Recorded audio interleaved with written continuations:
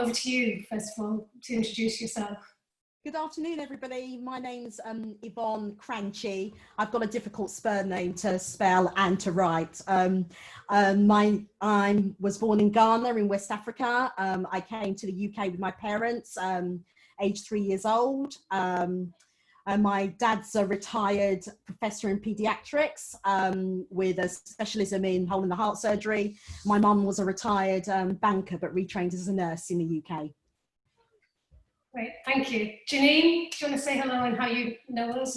Yeah, hi everyone, my name's Janine.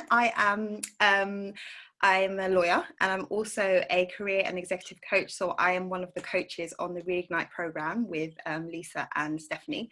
And my background, I was born in the UK. I grew up in the UK and I started my legal career, and I was the first person in my family to go to uni and then to get into the legal industry. So I'll talk a bit about the challenges of being first generation to proceed in this career. Thank you. Steph, do you want to say hello? Hi everyone, I'm Stephanie, one of the co-founders of the Reignite Academy. I've known Yvonne for maybe 3 years now. I think we met 3 years ago. And Janine, I've known you for a couple of years. And in terms of, I think, inviting people to speak on this session, you know, both of you are so, you know, I feel like I could ask anything and it would be taken in the right light, and it would be a free space in terms of safety, etc. So it was just such an obvious fit when we were talking about who should we be inviting to chat with. And thank you, by the way, thank you. And in terms of just logistics and housekeeping, it would be helpful if people who are not speaking can keep themselves on mute. Completely up to you whether you want to join on audio or not. I know some people have messaged me to say they can't because they've got homeschooling going on. That's absolutely fine.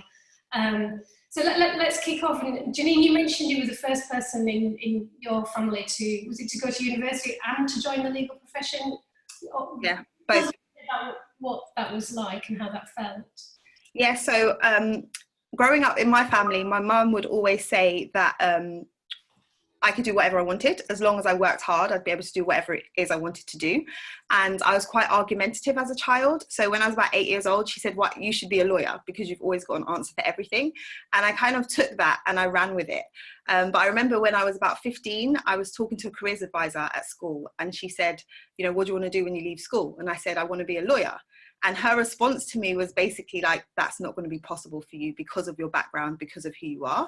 And because my parents had instilled in me that I could do whatever I wanted, I took what she said to be motivation for me to say, "Do you know what? You can't tell me that I can't do this just because I'm from a working class background, or just because there isn't many people that look like me in the profession." And so for me, from that point, it was like that was what fueled me to say, this is going to be really hard, but I'm going to push and I'm going to do it anyway. And it was really challenging. And I will say that I found that the hard work piece wasn't enough. So I did work hard. I did get my head down. I got the grades. I got the experience that I needed. I traveled to New York to do an internship so I could stand out. But when I was applying for training contracts, I was just getting rejection after rejection. And it wasn't until a lawyer who's Black and she's in the profession, she took the time to look at my applications, and then she was like, "Here's where you're going wrong." And as soon as she did that, I landed like 3 interviews, and then I was able to choose which firm I went to.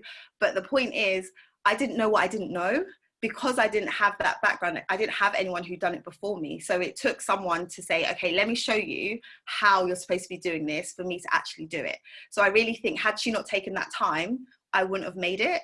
And I think that's a challenge that many people face if you are the first in your family, or if your family isn't well connected within the professional services. It's hard to even figure out how to navigate getting in. Even if you have the skills and you know you're able to do it, you might not have the opportunity. That's interesting. So what I was going to do was towards the end of the session talk about what we can do, but I think perhaps it's more useful for people just going through the session to think, well, what does that mean for me? And to me, that sort of means that if you are someone in an organisation and you've got people of any ethnicity or gender below you who you think possibly could do with some mentoring, then you know the onus is on us to reach out and be that person who can help. Yeah, absolutely. Yvonne, you had a slightly different experience, and I know you went to a very good school, but then came across the quotas word when you were applying for university. Do you want to talk about that a little bit? Yes, so the decision of where I went to school was extremely calculated, I think, by my mum. Most Black African families are extremely focused on education. Historically and culturally, you know, they normally root their children to one of three careers: lawyers, doctors, bankers. Anything else outside of that doesn't fit the box. And it's interesting because I didn't want to be either of those, and I didn't really know what I wanted to do. And I grew up in an area that was predominantly white in the 1980s. I was the only Black child at primary school. When it came to secondary school, my mum said to me that she really wanted me to go to a private fee-paying school that cost a lot of money. She couldn't afford to send me there because she was solely financially supporting me at the time because my parents divorced. So I went to the local grammar school, passed the entrance exam, then switched at A-level stage to a private fee-paying school on full bursary and scholarships. And at this school, most of the teachers were Oxbridge educated. So it was encouraged that all students applied for either Oxford or Cambridge. And my school also did S-level exams. So on top of your A-levels, these were special exams that you gain to gain entry into Oxford or Cambridge universities. So I chose King's College, Cambridge, and I chose to read social and political science. I think the degree is now called Humans, Social and Political Science or something of that nature. And I really enjoyed studying my A-levels, etc. Received a lot of support in terms of the applications that were required for the University of Cambridge. And I just touch on what Janine said. It's without that support and that know-how, it's very, very difficult. They shaped my answers, they changed, they drew out stuff. So I had these insights because I was of the school that I attended. And to cut a long story short, on my final interview, the professor who interviewed me told me that I'd been successful. However, he couldn't give me a place at King's College because A, he had filled his quota of Black students, and B, the other shortlisted candidate from my school, who was white, came from a long family connection with the University of Cambridge, was ex-alumni, and even provided financial gifts to the college, and actually told my mum this as well. And that was really the first time that race and gender were really presented in my face as a barrier from fulfilling my dreams, basically. Yeah, that was really shocked when you told me that yesterday. So moving on to, so you both get to university and you both enter these professions where I'm presuming that you were somewhat of an outsider. I mean, you were different. How did that impact you, Janine?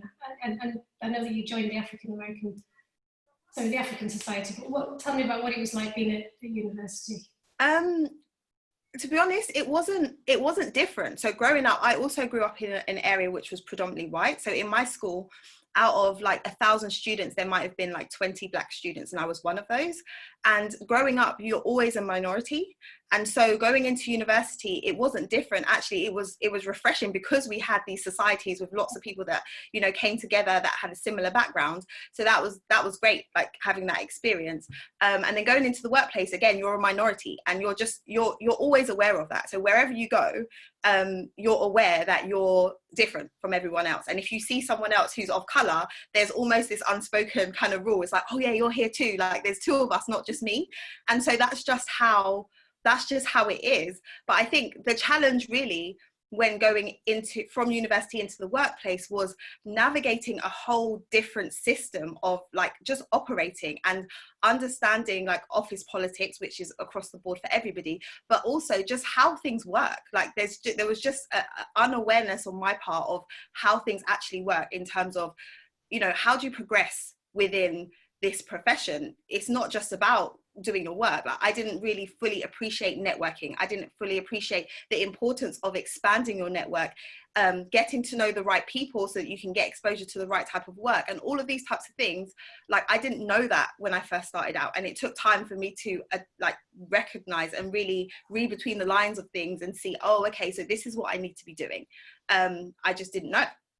Can I just take you back then to those, the affinity groups, the societies, or the groups within an organisation? It sounds like that was quite a positive resource for you. Yvonne, did you have anything similar? You joined NatWest, didn't you? What was your experience, and were those groups helpful? Interesting enough, not really, because I didn't join those affinity groups at NatWest. I was very much in a bubble because I was on a grad training scheme for investment banking, and it was a close-knit scheme that we had a great setup of mentors, etc. So I never really joined the affinity groups in the workplace, but at university, I definitely was there in the African and Caribbean Society, and we put on great events. I ended up going to Leeds University, and we put on one of the first major events to do with Cultural Day, basically, and recognising all cultures. So the affinity groups, I think, all throughout, I haven't really been an active member all throughout my career. It's only in the last maybe a year or two where I've reached out and joined the Women's Network or the Ethnicity at Work Network, and seeing the benefits of joining and being associated with that group. And Janine, what were the benefits for you? You said it was nice to feel like you were part of something people like you. Was that the main benefit? Was there any other things that? Yeah, so I think at university that was the case. It was just nice to be around people who had similar background to you and understood some of the things that you have to face or struggle through. And I joined, when joining the legal profession, there's organisations like the Black Solicitors Networks and other events that would be put on for lawyers. And what was beneficial with those types of events is they were set up as networking events, but then you'd also have speakers that would come in. So some of that know-how that I said I felt like I was missing, like speakers would come in and talk about topics, those soft skills that you need to develop, and talk about ways to navigate your way through the profession. And so I was able to, one, make contacts and meet people at other firms, and then two, develop my understanding in areas where I felt like I was lacking. So those networks are great in terms of what they provide for the networking capabilities, but then also speakers and people that come in to just help with understanding. So that was an interesting point then, because I think I've been reading various sort of hints and tips for what people can do to help as individuals, and one of them was you could join some of these affinity groups. And I know some people are going, yeah, but I don't qualify to join the affinity group. But maybe what people could do is look to see whether they've got any information or resources or relevant knowledge that could help in a training session or networking for groups like that. Yeah, I think so. I think definitely, in terms of, just to add, in terms of the affinity groups, different organisations are successful or not successful, and at this particular point in time, we've seen a huge increase in people joining affinity groups to progress their careers, to progress getting information in terms of education. And I think a good tip is for the sharing of affinity groups that are actually within firms, because a lot of firms don't actually share and much content out about what affinity groups are out there and their purpose, and the affinity groups themselves are reshaping themselves and to providing to a lot broader set of employees or to the public information which is really needed at this particular time. Can I ask you something that Steph and I spoke about this morning, and I know we've had a brief. What's your feeling about BAME? Go on. The word needs to be removed. And that's as far as I'm going to say. It's too diverse. It doesn't identify. It's too broad. at this particular point in time juncture, we're talking about Black people. Why are we so scared to say that? Why are we so scared to say that? You know, and I did read in one of the reports that was commissioned, and there's been a lot of reports, that we shouldn't use that term anymore. They recommended that we shouldn't use that term anymore, but we still continue to do so. Janine, do you want to add anything? Yeah, I think that there's so many issues in terms of diversity, right? And there's lots of different groups, but I do think right now there's that conversation of, you know, people say Black Lives Matter and then other people say all lives matter. And when you say like Black Lives Matter, and when you're honing in on the issues that Black people face, you're not saying that other people don't have issues that we also need to address. But right now we're just saying, like, let's talk about this particular group of people. And I think BAME generally, it's important to recognize that ethnic minorities across the board are not treated or are not always given the right opportunities. But I do think if we're having a conversation and saying there's different groups of people that are affected differently, so let's talk about this group right now. And what can we do for this group? And then, yes, we can have other conversations, but I just don't get why everyone, like, people just don't want to say, yeah, there's a particular issue for this group of people. There's a fabulous article which I will dig out and share on LinkedIn called Whataboutery. And it's, a woman wrote it. She was doing a lot of work for women. And every time she decided she tried to launch some campaign, someone would say, oh, but what about? And I'm like, well, yeah, that's a problem as well, but I'm talking about this problem. Steph, do you want to say anything at that point? Because you've done a lot of work in this area, and I'm going to see who's wanting to. Yeah, I mean, it's exactly what Yvonne and Janine have said. We just lump everyone into the same thing, but actually there's entirely different histories, there's different challenges, there's different barriers that each different category. It just doesn't make any sense. But I totally appreciate why it's just done from an abbreviation perspective.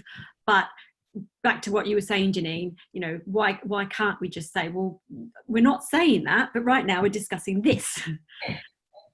And can I just move? I've got a question from someone, but I'll come back to that. Just a question about your experience. We talked about getting into work and then feeling comfortable in the workplace. I'd just be interested in your experiences around some of the challenges of then actually getting on and progressing, because we were talking about this in prep, Yvonne, that actually sometimes getting Black people in at the bottom is not the problem, but still when we look to the top of organisations, there's what you call the snowy white peak, and it's often a male snowy white peak, but that's a different issue. What's your experience of progressing and being supported and having the opportunities to do that? I think it's a very difficult, it's a very difficult avenue, and it depends on how you get into the firm, who your network is, getting access to the right relationships, getting access to the right stakeholders, relying on skilled line managers to have conversations with you on career progression. There's so many different aspects, but in terms of being in the right crowd, it's quite interesting because as a Black woman, I've always not been in the right crowd, because it's always been, I've worked with C-level executives and it's all male white. So I didn't fit in. My experiences are different. And I remember going to black tie events, for example, and not knowing which cutlery to pick up, you know, or the fact that I had to go to wine tasting and thinking, why are we spitting out this wine? You know, what's this all about? You know, so it's an interesting one. I think we have to look at the individual as a person and get back to that, and look at really homing in on how we can support and progress them if that's their desire to want to do so. Janine, you work as a coach, so you've probably seen these issues from the other side of the equation, from either as a coach or as an individual. What's your perspective on Yeah, so I'll talk from both sides. So I think for me personally, in the law firms that I've worked in, I had great people. I had great line managers, great partners that I worked with who were always very inclusive in terms of distributing work. So I never felt like, you know, I'm not getting opportunities because of who I am. But what I did find, similar to what Yvonne just said, is there would just be conversations sometimes where we're talking about like rugby or talking about certain things with partners or even clients when you're at a client meeting. And I'm just like, I do not know what they're talking about. And sometimes I'd go to the bathroom and Google it to so that I could be involved in the conversation, and then come home and say to my husband, did you know about this? And then he's like, I have no idea.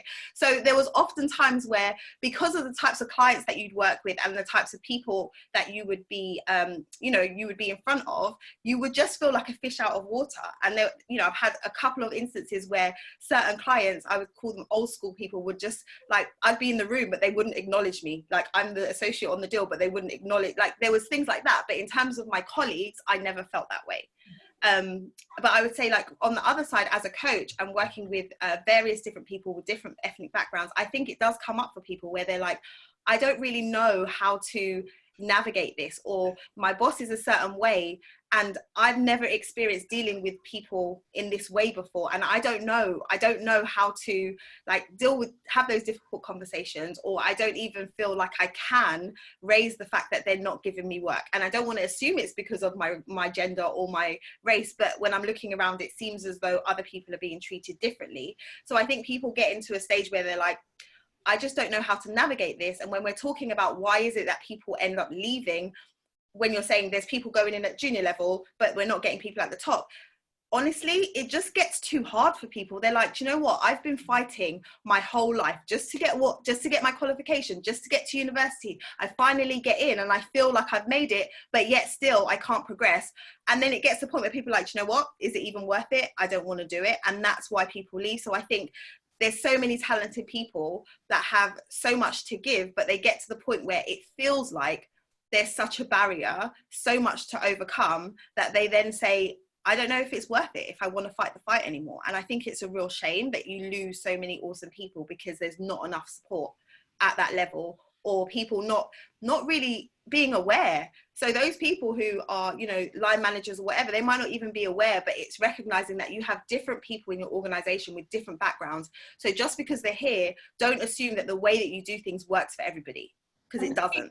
That again points to something really quite simple that people can do. If you are in a position where you have teams or individuals working for you, one simple thing you can do is look to be more inclusive about the people you have working on your projects. Because whatever affinity groups you have, whatever coaching and mentoring you have, whatever communications you put around people, the way that people really progress their careers is through the work that they do. And if you can make sure people get the right work, not only do they develop their skill set, but they also develop networks with the right people. There's a fabulous book called What Works by Iris Bonet, which is all about gender equality, but many of the messages in here are really equally relevant for race. And she's talking here about women's networks and women's development programs. And I think the same could be true if you sort of imagine putting in a Black people's development program. She goes, the women are stuck in development and coaching programs while the men get the jobs. And when I read that sentence, I highlighted it. I thought, that's it. And it's through work that I think people can get access to the opportunities. Stephanie, we've done a lot of work at the Reignite Academy in the way that we recruit to try and be more inclusive. Can you just talk a little bit about what we mean by that and how that works? Yeah, so the template that I put together a template a number of years ago where I just ripped up the rule book around how we define what good looks like, because everything is a set group of parameters that I was taught in my 20s and was never ever taught to question it. And that includes things like one must never have a career break on a CV. You must have gone straight from school to university, because if you went straight from school and worked for a bit and then went to university, well, that's not, all these various different little things that we were told is what makes a good candidate. I just say, well, I don't agree with that. And actually what makes people good is things like drive and determination and the ability to simulate information, the ability to influence people, etc. So we really just look at the whole person. And it's the stories that people can bring out and tell you about in terms of their background that actually makes you go, you know what, this person, doesn't matter where you put them, they're going to thrive. They're just going to do really well. So I think our, on Reignite, it's 1/3 have been from BAME backgrounds. And I don't know whether or not it's the approach that's made that difference, but I suspect it probably has. I definitely believe that it has, because you look at the whole person and you're bringing your whole authentic self. But you also work with recruitment managers in firms that are open and willing to look at, to be inclusive and diverse.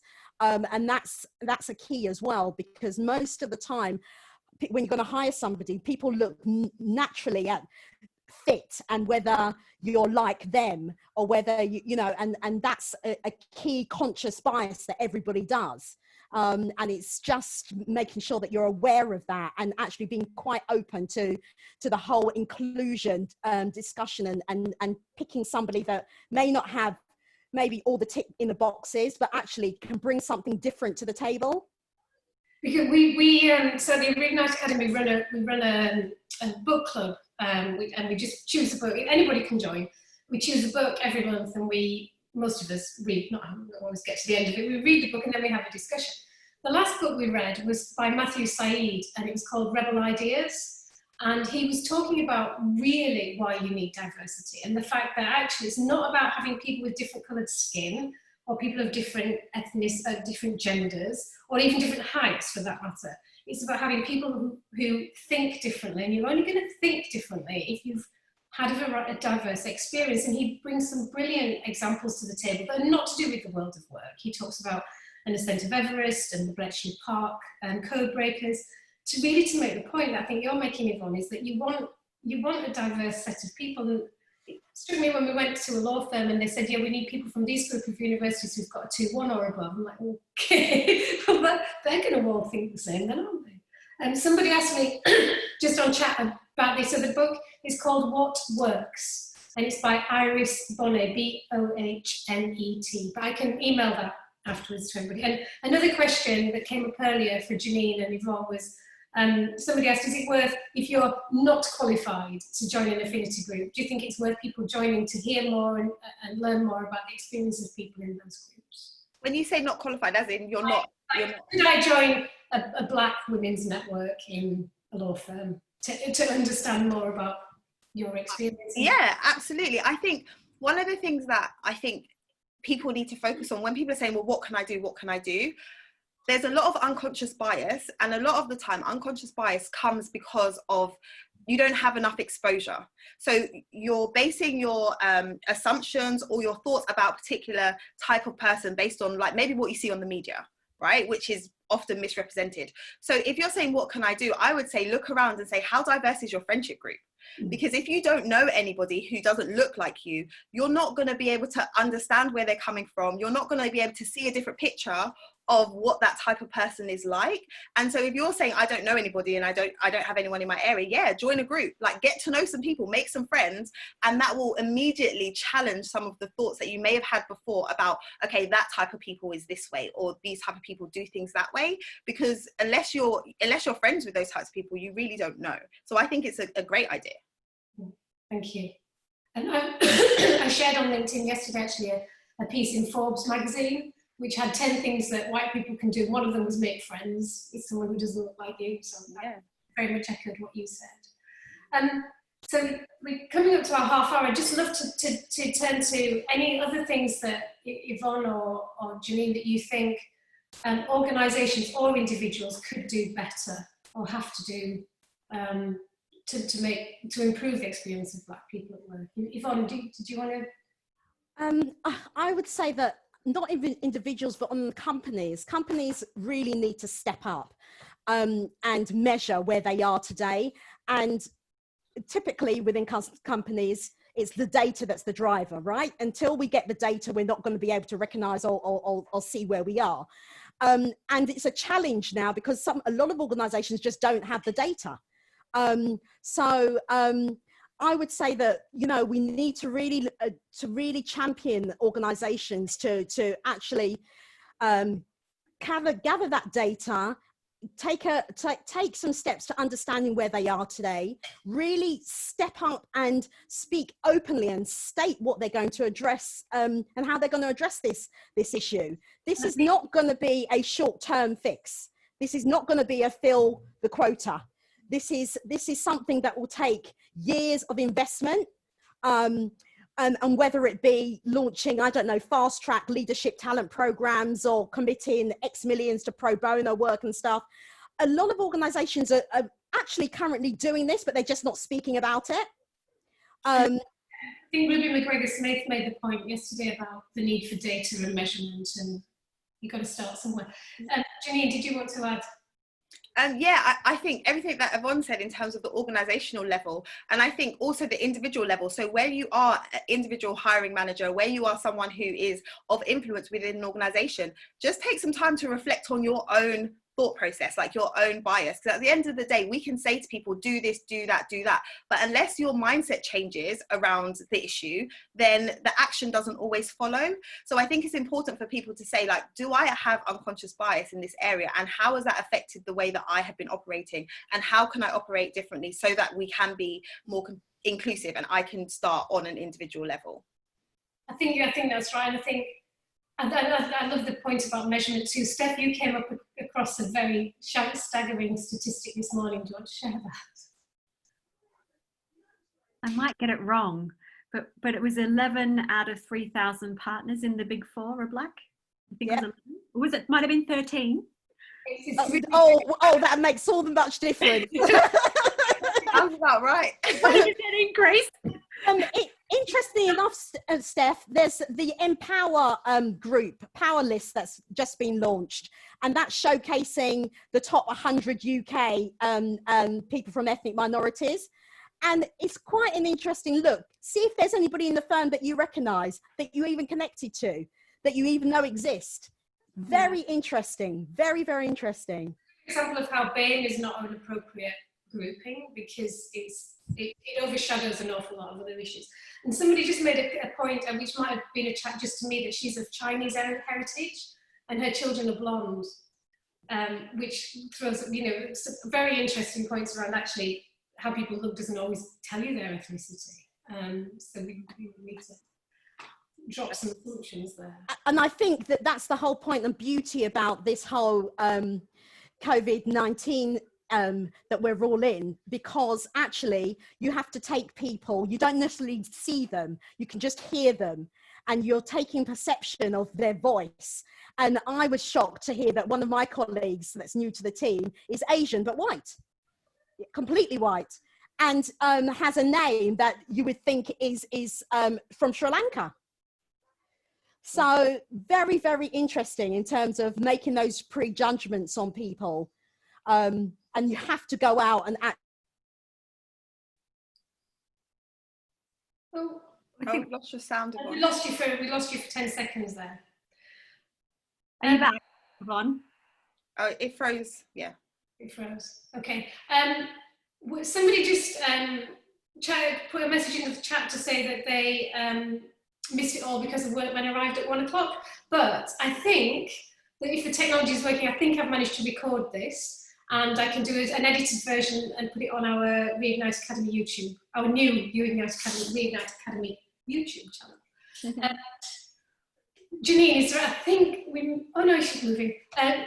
Last final comments, because we've done our half an hour. Any? Yeah. You'd like to say, Janine? Yeah, just. It's great to have this conversation. I think having more of these conversations is important. Being able to talk openly about the issues is fantastic. And I just think everyone who's come, who wants to hear and learn about what they can do, it really does start at the individual level in terms of education and understanding where other people are coming from, so that you can adapt like the way that you approach things. I think that's the great way to start. Yvonne, do you want to add anything? I was just going to add thank you to yourself and Steph for actually being part of the discussion, for opening up, for giving us the opportunity to really just start having and addressing some of these uncomfortable conversations. But I would just reiterate what Janine's saying. It starts at the individual level, regardless of where you are in your career. And yeah, just keep going, because we are going to make a change. This time we're going to make a change. Very much hope so. Steph, do you want to say anything before we go? Well, I'm just gutted. I thought I had an hour. Thank you so much, Yvonne and Janine. And I think we could have easily filled an hour. you know, maybe at some stage in a few months we do it all again, because I'm sure people will have questions that they'd love to ask. So we'll call this a lovely taster introduction. Perhaps next time, instead of talking about some of the issues and challenges, we should share some of our successes and share some of the other things we've learned, or the experiences that we've had which have made a difference. So we're actually continuing the conversation, but we're moving on rather than sort of drawing a line. Yeah, sounds good. Fabulous. Thank you so much to everybody for joining in. And as I said, I've got everyone's email address, so once I've got this loaded up, I'll share it for everyone. Okay. Thank you. Thank you. Bye, everyone.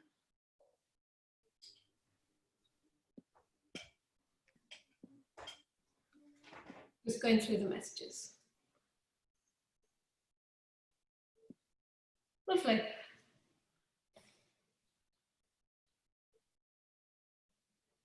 I think we had, oh, I missed one question. It was about culture fit. I think we had about 39 people there, which was pretty good. I think we had probably 70 sign up, and you always get a good proportion who can't make it. But I did record, unless you've got any problems with me recording. No, it's fine. Is that okay? Yeah, awesome. Thanks, Lisa. All right, thank you so much. See you. Great to see you. See you later. Bye. Meet you.